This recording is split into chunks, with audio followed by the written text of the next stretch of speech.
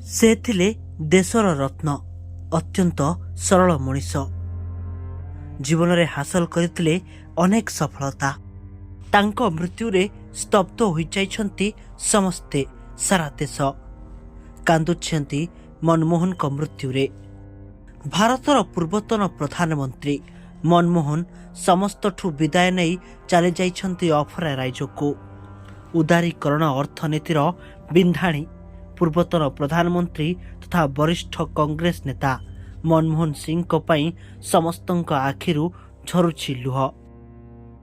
ବିଶିଷ୍ଟ ଅର୍ଥଶାସ୍ତ୍ରୀ, ବିଦ୍ୱାନ ଏବଂ ସଚ୍ଚୋଟ ରାଜନେତା ରୂପେ ପରିଚିତ ମନମୋହନ ସିଂ 2004ରୁ 2014 ପର୍ଯ୍ୟନ୍ତ ଭାରତର ପ୍ରଧାନମନ୍ତ୍ରୀ ଥିଲେ ଏବଂ ଭାରତରେ ଅନେକ କିଛି ଏମିତି କାର୍ଯ୍ୟ କରିଯାଇଥିଲେ ଯାହାକୁ ନେଇ ଆଜି ବି ଭାରତ ଝୁରୁଛି।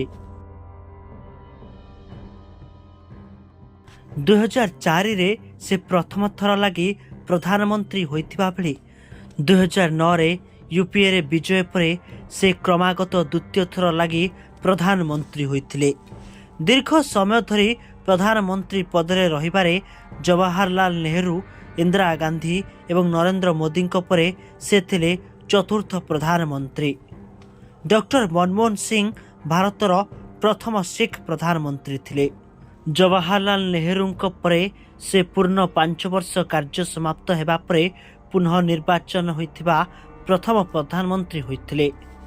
ଭାରତୀୟ ଅର୍ଥନୀତିର ନିରନ୍ତର ଅଭିବୃଦ୍ଧି ପାଇଁ ତାଙ୍କର ବଳିଷ୍ଠ ଅବଦାନ ରହିଛି।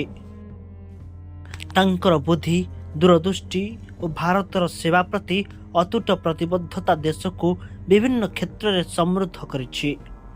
1991 ଥିଲା ଦେଶ ପାଇଁ ଏକ ଐତିହାସିକ ମୁହୂର୍ତ୍ତ।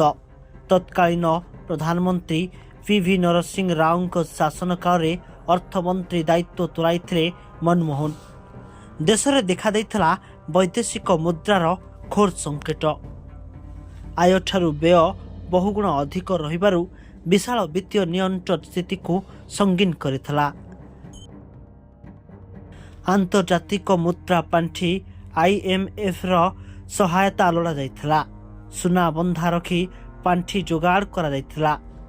ଦେବାଳିଆ ହେବାକୁ ବସିଥିଲା ଭାରତ। ସେହି ସମୟରେ ସେ ନିଜର ବିଚକ୍ଷଣ ଅର୍ଥନୈତିକ ଜ୍ଞାନ ବଳରେ ମନମୋହନ ଅର୍ଥନୈତିକ ସଂସ୍କାରର ପ୍ରସ୍ତାବ ଦେଇଥିଲେ। ଅର୍ଥନୀତିରେ ଆରମ୍ଭ କରିଥିଲେ ଉଦାରୀକରଣର ଯୁଗ। ଲାଇସେନ୍ସ ରୁଜୁ ଶେଷ କରିଥିଲେ। ଟିକସରେ କରିଥିଲେ ବଡ଼ ପରିବର୍ତ୍ତନ।